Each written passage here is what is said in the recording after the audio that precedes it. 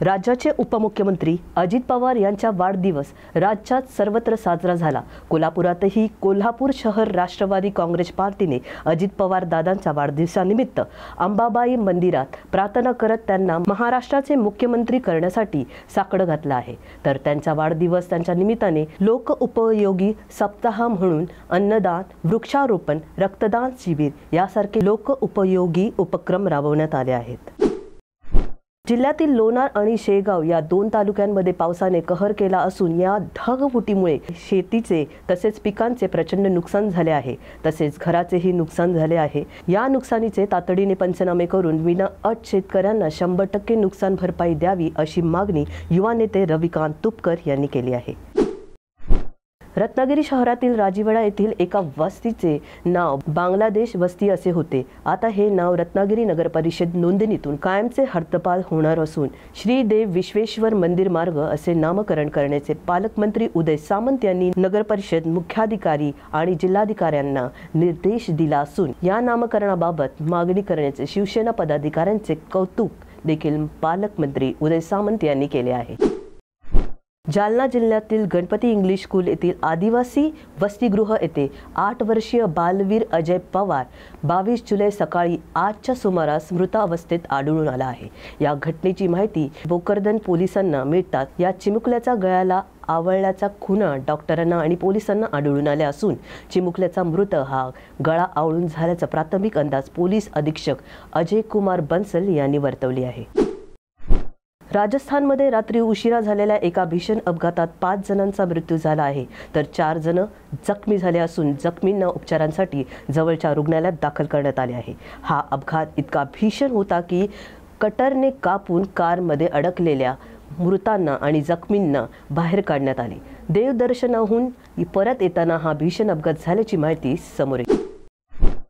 वादग्रस्त कृषी मंत्री माणिकराव कोकाटे यांच्या प्रतिकात्मक पुतळ्याचे दहन मंगळवारी करण्यात आले असून कृषी मंत्री माणिकराव कोकाटे यांनी राजीनामा द्यावा अन्यथा आणखी तीव्र आंदोलन छेडू असा इशारा महेश खराडे आणि उमेश देशमुख यांनी दिला आहे। वैभववाडी तालुक्यातील नापाने धबधब्यावरील काचेच्या पुलाचे मंत्री नितेश राणे यांच्या हस्ते लोकार्पण सोहळा संपन्न झाला। हा पूल महाराष्ट्रातील पहिला काचेचा पूल आहे। नापाने धबधब्यावर सिंधुरत्न योजनेतून हा पूल बांधण्यात आला असून त्यामुळे आंतरराष्ट्रीय दर्जाचे एक पर्यटन स्थळ निर्माण झाले असल्याचा विश्वास मंत्री नितेश राणे यांनी व्यक्त केला आहे। हाँगकाँगहून दिल्लीला आलेल्या एअर इंडियाच्या फ्लाईट AI 315च्या ऑक्सिलरी पॉवर युनिटमध्ये मंगळवारी दुपारी दिल्ली विमानतळावर उतरल्यानंतर आग लागली, तर विमानातील सर्व प्रवासी आणि कर्मचारी सुखरूप असल्याची माहिती एअर इंडियाने दिली आहे। विमानाच्या काही भागांना नुकसान झाले आहे। इंदूर हैदराबाद महामार्गाचा काम शेतकऱ्यांच्या विश्वासात न घेता सुरू असल्यामुळे अनेक महिन्यापासून शेतकरी आंदोलन करीत होते।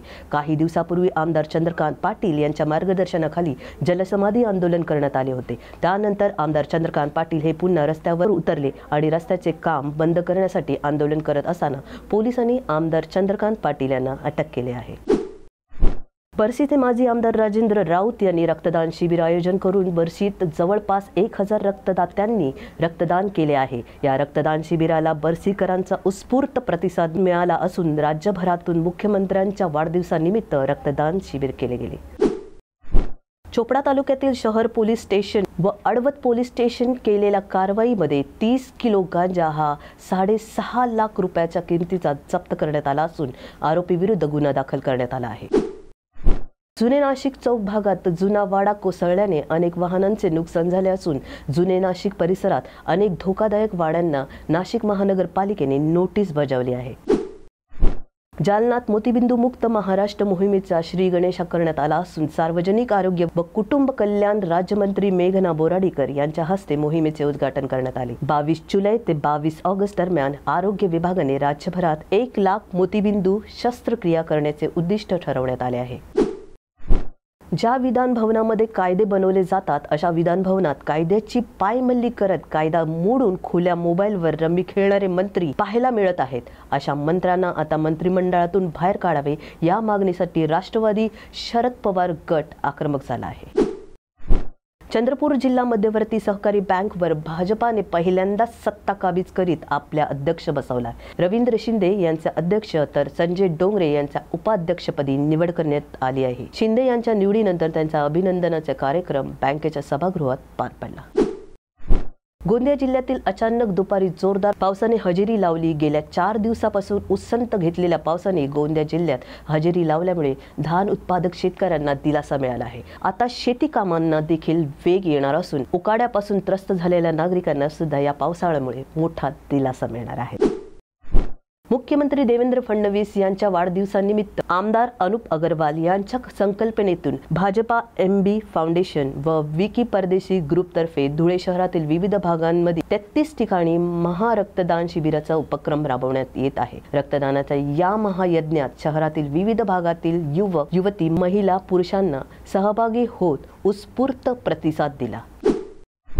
संपूर्ण नांदेड जिल्ह्याचे लक्ष लागून राहिलेल्या नांदेड जिल्हा मध्यवर्ती बँकेच्या उपाध्यक्षपदी माजी आमदार हनुमंत पाटील बेटमोगरेकर यांची बिनविरोध निवड संचालक मंडळाने केली आहे।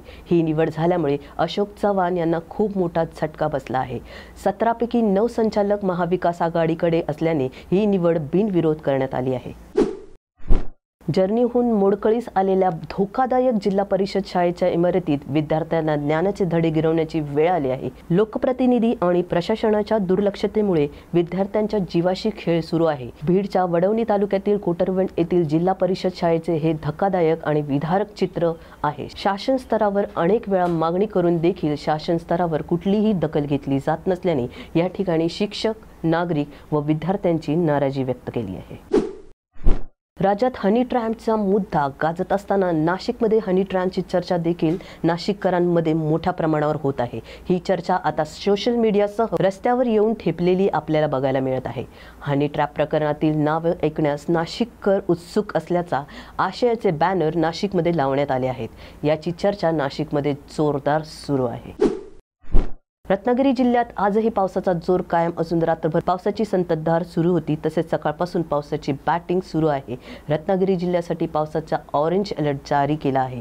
गेल्या 4 दिवस पडत असलेल्या पावसामुळे नदीच्या पाणी पातळात वाढ झाली आहे। धर्मांतरांच्या प्रकरणावरून भाजप आमदार देवेंद्र कोठे आक्रमक झाले असून हिंदुत्ववादी कार्यकर्त्यांना जे लाल कलरचे द्रव्य सापडले आहे त्याचा खोलवर चौकशी करण्याची मागणी देखील केली आहे। गोरगरीब हिंदू कुटुंब बघून त्यांना वेगवेगळ्या प्रकारे आमिष दाखवून धर्मांतर केले जाते असल्याचा आरोप आमदार देवेंद्र कोठे यांनी केला आहे।